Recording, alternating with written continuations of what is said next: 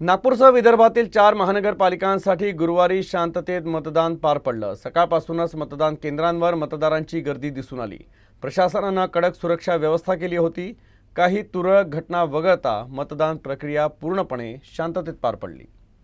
विदर्भातील नागपूर, चंद्रपूर, अमरावती आणि अकोला या 4 महानगरपालिकांसाठी मतदान प्रक्रिया पार पडली। जवळजवळ 8 वर्षांनंतर होणाऱ्या या निवडणुकांमुळे राजकीय पक्ष आणि सामान्य नागरिकांमध्ये मोठा उत्साह निर्माण झाला। पहाटेपासून 4ही महानगरपालिका क्षेत्रातील मतदान केंद्रावर मतदार मतदानासाठी येत होते। 4ही सर्व मतदान केंद्राबाहेर नागरिकांची मोठी गर्दी दिसून आली। सकाळी मतदान मंद गतीने होत असलं तरी दुपारपर्यंत मतदान केंद्रावर मतदारांची संख्या लक्षणीयरित्या वाढली। मतदानाची नियोजित वेळ संपल्यानंतरही अनेक मतदान केंद्रावर मतदार आपला हक्क बजावण्यासाठी प्रतीक्षा करत होते। केंद्रीय मंत्री नितीन गडकरी, मुख्यमंत्री देवेंद्र फडणवीस, काँग्रेस नेते विकास ठाकरे, आमदार रणधीर सावरकर, खासदार अनुप धोत्रे, माजी खासदार नवनीत राणा आणि आमदार किशोर जोरगेवार यांच्यासह अनेक प्रमुख नेत्यांनी आपला मतदानाचा हक्क बजावला।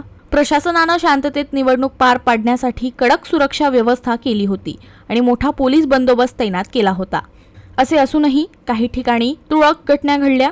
नागपूर महानगरपालिकेच्या प्रभाग 20 मध्ये सकाळी मतदान यंत्रणात बिघाड झाल्यामुळे सुमारे 1.5 तास मतदान विस्कळीत झालं। यावेळी संतप्त नागरिकांनी मतदान केंद्राबाहेर गोंधळ घातला। प्रभाग 1 मधील लॉ कॉलेज मधील मतदान केंद्र क्रमांक 5 वर ईव्हीएम वारंवार बिघाड झाला। प्रशासनाने 5 वेळा मशीन बदलली, परंतु तांत्रिक समस्या कायम राहिल्या।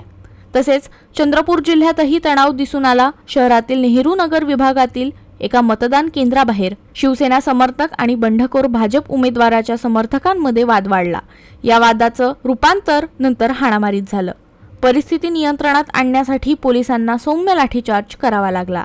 अमरावती आणि अकोला महानगरपालिका क्षेत्रातील मतदान शांततेत पार पडलं। सर्वांचे लक्ष आता मतमोजणी आणि आगामी निवडणूक निकालांवर लागले आहे।